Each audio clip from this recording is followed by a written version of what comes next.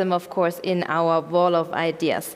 Our focus now, ladies and gentlemen, comes from a global perspective back to a German perspective in a second. We are delighted now to have a keynote speech on Germany's efforts towards the transport decarbonization as part of the Transport Week. Also the question, what are the socio-economic, the political, and of course the technical dimensions of a carbon responsible transport system until 2030? And of course not just until 2030, but also going beyond and thinking beyond. If you have questions, don't hesitate. Be engaged, be actively engaged. The chat is open, although during the keynote, so please be engaged to post your questions now to Professor Dr. Dirk Messner. He is now live in the studio with me, and this is a very special time because, you know, you're not used to live guests anymore that often, so I really appreciate that you actually came here. Professor Dr. Dirk Messner is with us, President of the German Environment Agency since 2020. He is also the co-director of the Center for Global Cooperation Research at the University of Duisburg-Essen, and he also co-chaired the German Advisory Council on Global Change and is co-coordinator of the Global Research Consortium, The World in 2050. I'm very much looking forward now to your keynote, and the stage is all yours. Yeah, thank you very much. First of all, it's great to be here with you live. No? We saw each other several times during the last weeks in video conferences, so it's always easier to communicate from person to person. But it's a wonderful opportunity also to talk to many people around the globe about German experiences in the pandemic from a transport perspective. And I would like to start to tell you something about the German recovery packages, because we formulated German recovery packages since June 2020, and we added up some elements in November 2020, focusing on all parts of the economy, but also, of course, on the mobility sector. And the point I would like to start with is that I can tell you that when the crisis started, I really feared that our issues, so greening the economy, greening mobility sectors, climate protection, these issues might disappear. And the good news, which I wanted to talk about briefly with this first slide, is that this actually did not happen. We formulated in the German context a 140 billion euro recovery package. This is 4% of our national GDP, so this is a big push package. And the good news is that 38% of this 140 billion package is linked to green and climate-oriented elements. And this is very important because we are all talking about coming back better and building back better. And in the German context, looking at the German recovery program, 38% of it is related to green transformation and climate issues. So the second point which I wanted to zoom in is then already about the mobility and climate issue and the mobility profile in Germany during the crisis and during the pandemic. And we can observe in the German context two important trends here. The first is that we had a shutdown, we had a lockdown, and this led to significantly less kilometers traveled. And all of us, or many of us, avoided long traveling distances. So we had short traveling distances within our cities, of course, but we avoided long travel distancing. And therefore, the kilometers which we traveled came down significantly. You can see this on this slide in April, in May, in June. So this is a major effect. But what we also can see that, on the other hand side, people used the public transport less than usually. And this is obviously a problem because our strategy for making the mobility system more sustainable is that we should shift a major part of our mobility to the public sector, to public transport. And this did not happen because people feared to look and to meet other people. And therefore, we had a shift towards cars again. No? So this is the combination of dynamics which we have been seeing. And therefore, our analysis is that we have not seen transformative dynamics towards sustainable mobility driven by the transport sector, because actually we expect that the kilometers which we are traveling will move up again with the pandemic going down. So this pandemic does not help us to get the structural transformations done, which are urgently needed. Let's move to the next slide. And this is about how urgent the situation is. I mean, we are talking about greening and making the transport sector carbon efficient, and the context is the global warming issue. And if you look at the global warming issues, we all know about the impacts of global warming, and we all know about the urgency to act, because if I would have been talking to you only 5 years ago, I have been arguing that if we move towards, at the end of the century, 3 degrees and more, we might drive into the arena of tipping points of the Earth system, so Earth system change. No? And the bad news now is that the latest and newest and bettest scenarios which we have are demonstrating that already around 2 degrees, this is our target from Paris, we are moving into very challenging terrain and arenas, and we might also already move towards the tipping points I talked about. Tipping points are large-scale events, so the green ice shield melting down irreversibly. This is one of the big tipping points. And this implies that we need to move fast towards zero carbon emissions. Until mid-century, zero carbon emissions is what we are aiming at. And to achieve this, to make this possible, we have to halve global emissions every decade. And as you will see in a second, the transport sector is an important part of it, where we need to move towards and drive us towards transformative change. So let's look into the German economy and the German system. And here we have on the left-hand side the results regarding bringing the emission down in different sectors. So you see the energy sector, the agricultural sector, waste and water, the most important sectors which are related to greenhouse gas emissions. And here the good news is that, as you can see, we brought the emissions in the energy industry down, for example, from 1990 to 2019 by 41%. So this is a major success. We are doing interesting things in the energy sector, and we are driving into the right direction. And if you look at all the other sectors, most of the other sectors, there are also progress, right? And then look at the transport sector. In the transport sector, during the last 20 years, 30 years already, we have not seen any progress. No? So this is stagnation. Although we have been trying to make our cars more efficient, we have not organized success because we are stagnating. The contribution of greenhouse gas emissions of the transport sector is as high today as it was in 1919. And therefore, this is one of the sectors which in Germany we need to focus on to really implement our targets, our climate targets. The transport sector is a challenging sector for us. And remember, we have a strong car industry. So what happens in Germany is not only relevant for us, what happens in Germany might also be relevant for the global car industry. And there are transformation processes going on. I might come back to this point in a second. So it's a difficult sector. It's not one of the sectors where we are driving currently decarbonization. It's one of the sectors where we needed to do something rapidly and something which is really transformative. So let's move to the next slide here. When we think at the German Environment Agency about the transformation in the transport sector, we are having in mind a two-level playing field, to say so. The first dimension is about the engine of our cars. So decarbonizing the engines of our cars. The major tool and the major instrument and the major trend here needs to be electrification. I will come back to this point in a second. So these are decarbonizing our cars, decarbonizing our engines, right? But we also can show with our studies, which we are developing further, that this is not enough, because we can show that 50% of what we are aiming at in the German system, 50% of the progresses needs to come from a mobility system change, which go much deeper. This is about public transport. This is about cycling and walking. This is about moving away from cars. It is about different mobility systems. No? For a car-building nation, this might be specifically different. This could be something for our discussion afterwards, right? So this is what we need to do. We need to work on two fronts. We need to decarbonize the engines and we need to decarbonize the cars, but we also need to think about developing further and transform the whole mobility system.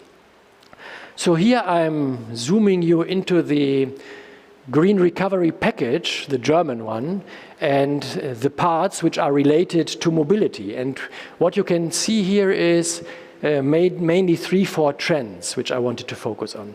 The first one is that we are investing in the context of the 140 billion euro package around 5.4 billion euros into the mobility sector. It could be more actually, because as you saw, the challenges which we have in the transport sector are huge. But how are we investing is then the second question. Have in mind the two-level playing field I talked about. And what we can see is that this is the yellow part of the numbers which you are seeing here. The yellow part is about investing in the engines and building new cars and the infrastructure for the electrification of cars. And the major part of the investments which we are doing in the context of the Green Recovery Program are focusing therefore on decarbonizing cars. A second important element, but much less investments here, is the system itself. So public transport, for example, or the railway system which we have in Germany, which is good actually, high quality, but we needed high investments to make it bigger, larger, better coverage is needed. So the observation is mainly car-driven and car-focused investments and less investments. And of course, as you can imagine, we as German Environment Agency would like to see more investments in this field. The mobility system itself needed to change much more radically and in a much more transformative way. There is a third element. This is the red part, the orange part of the numbers which we are seeing here. In the last minutes, two elements disappeared where we were happy to see this from an environment agency perspective. It disappeared the fleet renewal program for trucks and the tax rebate system for hybrid cars. And we argued that these are measures which we do not need. So hybrid is for us not a real step forward. We need rapid electrification of cars, and therefore these adjustments have been compatible with our own ideas and our suggestions to our own government. I would like to make a fourth observation here. It's also important to argue, this may be part of the discussion which we are going to have afterwards with our other panelists, that in other countries, mainly Portugal and Italy, also Poland, the focus of investments, public investments, during the last month in the setting of the recovery program has been more on system-wide approaches, so public transport and transforming our transport system than in the German context. So we have to do more in this regard, and we have to be more systemic and less only car-oriented. Electrifying our cars is only part of the system changes we need. So I think I already mentioned these kind of elements here. So let's go to another element of the debate which we suggest to focus on. When we talk about the mobility system, we talk a lot about technical innovations. I also talked about these system-wide approaches and system-wide processes which we need to push forward. What I wanted to make you aware about here is that there is a social inequality element when we drive into the transport system. And then I think this is an important point. If you look at the greenhouse gas footprint of people in different social layers of our whole population, you can see that the most wealthiest people have a much bigger carbon impact than people with lower incomes. So there is a social dimension here to reforms.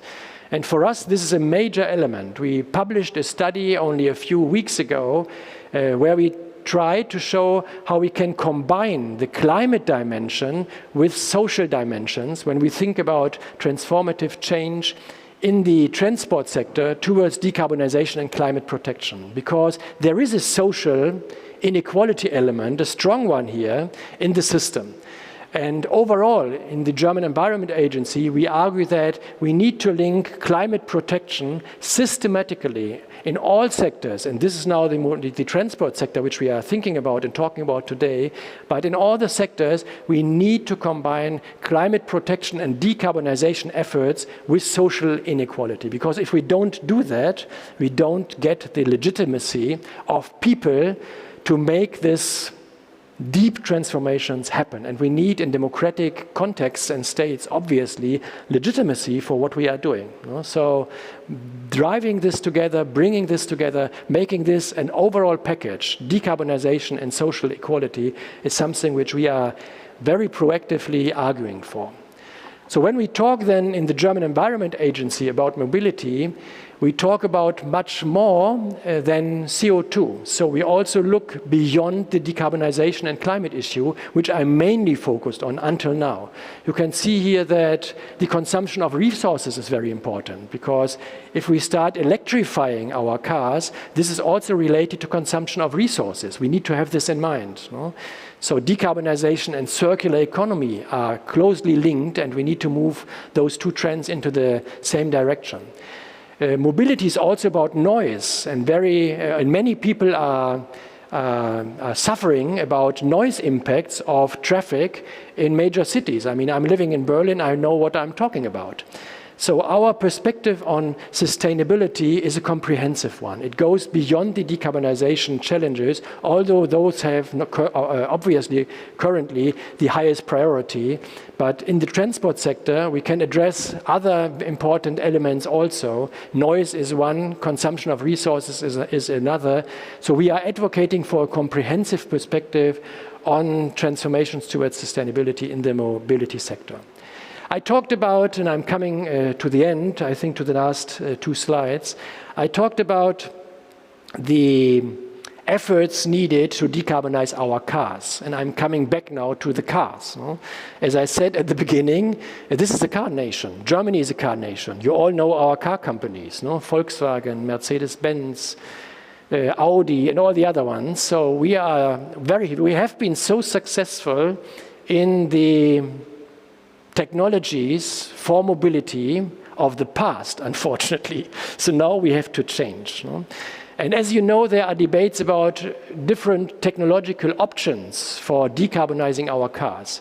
So should we go for electrification, number one? Should we go for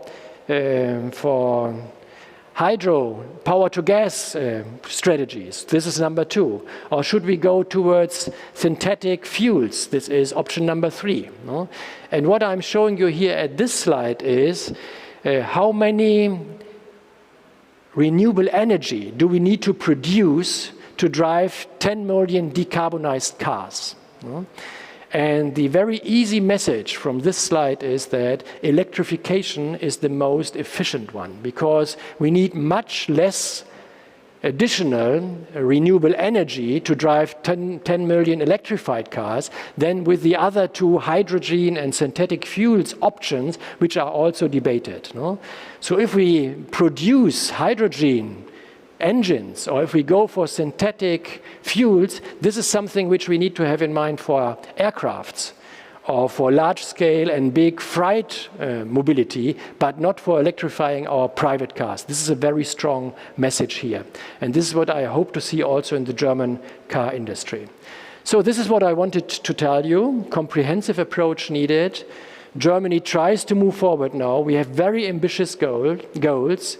We need a systemic approach, decarbonizing our engines, but also decarbonizing the whole mobility system. Much more investments needed in the German context, in the systems approach.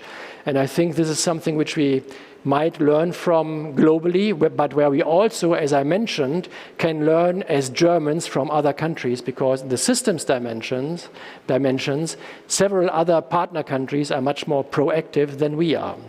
Thank you very much for listening.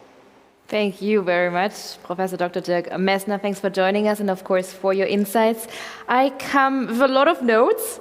I was scribbling, but I do come also with a lot of questions from the chat, and we do have now, I'd say, 10 minutes with us too here with the questions from the chat before we head into our panel discussion.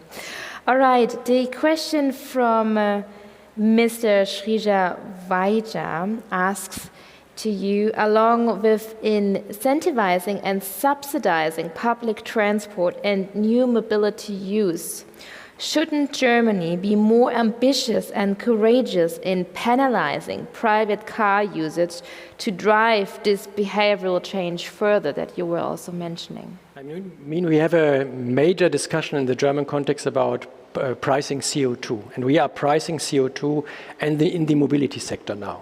So this is a strong incentive, and we need to bring the prices up to make this work. And on the other hand side, we should give the money back to the people, which we are bringing in via pricing of CO2 and greenhouse gases. So this is the main approach which we are currently following. Another question, Mr. Hamid Korami is asking, is there a unified sustainable transport action plan in Germany to specify the budget and of course the organizational roles at national levels? Because as I understood it, a lot of stakeholders need to be put in place and need to talk with each other, not just about each other. Yeah. No, this is a good question. I mean, you have been seeing the numbers, right? You have been seeing that in the transport sector, we have stagnation until now. So if we talk about decarbonization of the German economy, we are mainly talking about decarbonizing our energy system. This is what the numbers are showing.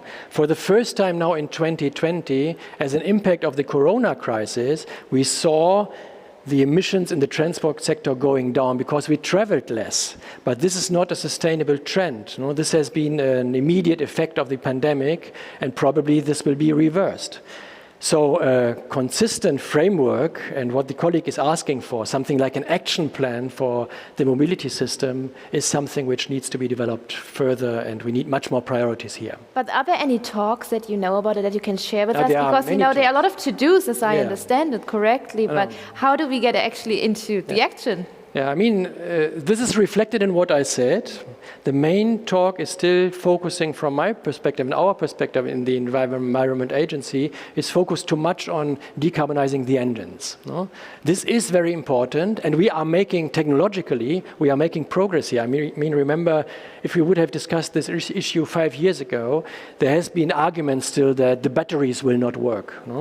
Electrification of cars will destroy our mobility as individuals, and this is all technologically now manageable. But what we are looking too little on is systemic change. We have cities in the European context where people use their bicycles to go to work and school, and 60% of this kind of short distance mobility in Stockholm or Oslo is being done by bicycle. And they have a fantastic infrastructure for that, because it's not dangerous to drive they bicycle. wouldn't die on the road, to be honest. In Berlin, we are making some progress, but it is stressed to do so. It is challenging. And then if you visit Utrecht in the Netherlands, you feel like being on a high road for bicycles. And obviously this is an incentive for shifting mobility patterns. So it's not only a question of penalizing. We talked about penalizing and bringing the CO2 prices higher to make investments in electrification more profitable. It's also about infrastructure investments. But are we heading into the right direction? I mean, you just mentioned Utrecht, Stockholm, Oslo. Yeah. They are kind of the big examples for this short-term Yeah, we Germans need to learn from them. But where are we on that journey? Are we ahead or behind or in the middle of that marathon of building up that infrastructure that is needed? Yeah. I would say we are in the middle. No, we are not on the forefront. We are making progress now regarding the engines. You might have seen in the newspapers that Audi, which is a major German car company, announced that they will move out of constructing fossil-driven cars by 2026. This is only 5 years from now. This is huge. This is really only 5 years, yeah. Only 5 years from now. This is huge, and the infrastructure still needs to be built to make this possible. So on this front, Germany might become again a pioneer. We saw Tesla first and Chinese companies second, and now we are moving as Germans into this direction, which is great. But on the systemic level, so much more public sector, public transport-oriented investments, our railway system, no? And then making walking and bicycling something which is attractive in cities, this is something where we need to learn from others. Absolutely. I come back to you, ladies and gentlemen, so thanks again for all your questions in the chat. Ms. Verena Knöll is asking, given that reducing emissions in transport is such a cross-sectoral issue, and we were just talking about it, how is the collaboration between the Transport Ministry and Environmental Ministry in Germany going? This is a straightforward question.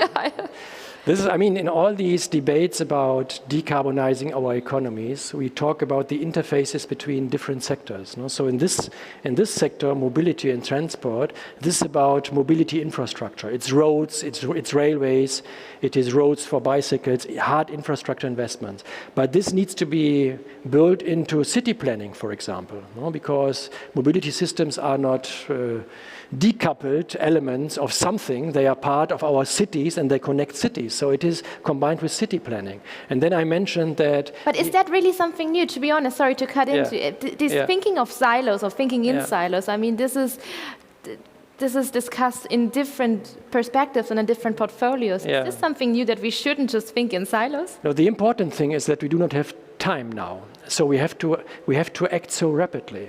No? So we need to make many things in parallel, which in the past, with less pressure, we did in sequences. No? So car industries and companies, they need to decide now whether they go for electrification, for hydrogen, or for synthetic fuels. No? And in parallel to that, we are building up our schemes for pricing CO2. And in parallel, we needed infrastructure investments, which are always long-term in new types of roads and railway systems. Everything in parallel. We do not have the time to say, okay, the state first plans the roads and the infrastructures, and then companies can follow. To get our climate goals right, to really implement our very ambitious climate goals, we need to make all of this in parallel, and this makes it different from the past. Absolutely, thank you. Ms. Hannah Röttinger is actually having another question to you. Quite interesting, she says, and shocking to hear that the effects of climate change are already visible in Germany. How can we enhance the public communication regarding this issue? Mm-hmm. How do we actually get the word out?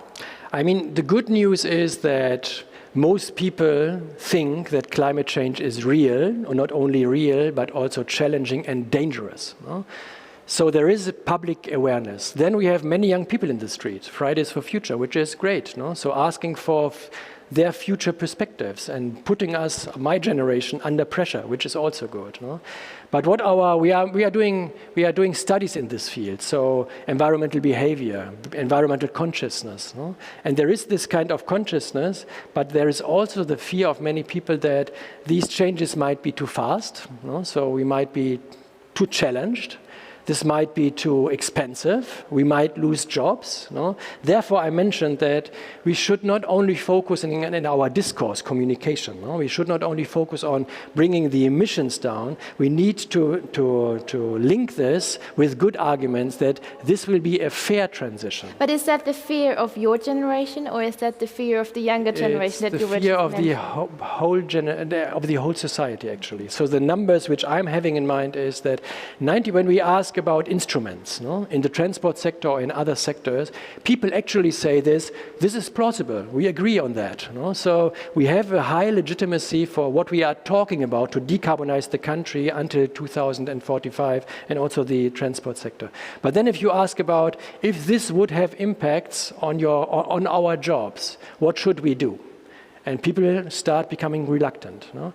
And if you ask how much could this cost, no? People are starting to get reluctant. Therefore, linking our decarbonization efforts with just transition plans is very important. No? And making clear that this is a modernization program for our economy, jobs. No? If we don't get electrification of our industry right, we will get lost. Tesla is there, the Chinese companies are there. No? So we are the masters of the universe with old fossil-driven engines, but we are still not the masters of the universe when it comes to decarbonized transport. Absolutely, and I think in the panel discussion we do have the time and the possibility to look into different international perspectives, besides a car nation like Germany. That's going to be interesting. Another question from Mr. Hamid Korami. So thanks again, ladies and gentlemen, for your questions. Do you consider role of urban planning issues like the location of shopping centers, workplaces, the home, etc., to support sustainable transportation and to reduce the transport needs? Yeah. This is a very important issue. It's about short distances. No? So we talk in the European context and also globally about the 15 minutes city. So you should, from your home, you should be able to go to school, to go shopping, to work, etc. in 15 minutes distances. No? And of course, then we can travel, but everything should be nearby. And this is a specific type of city. It's a specific type of planning cities. No? And here is a very important point. I mean, we know that the number of human beings living in cities will double from now, 3.5 billion people, to 7 billion people until 2050, in only 30 years. No? So we are doubling our global urban infrastructure and therefore also our global mobility infrastructure investments. This is huge. No? We can do everything right and wrong in this regard. We need to shift our investments now globally towards decarbonizing our mobility systems, which is closely linked with how we think about and how we build cities. How we build cities, and you know, as I'm a geographer, so this is really a topic close to my heart. Thank you very much, Professor Dr. Dirk Messner.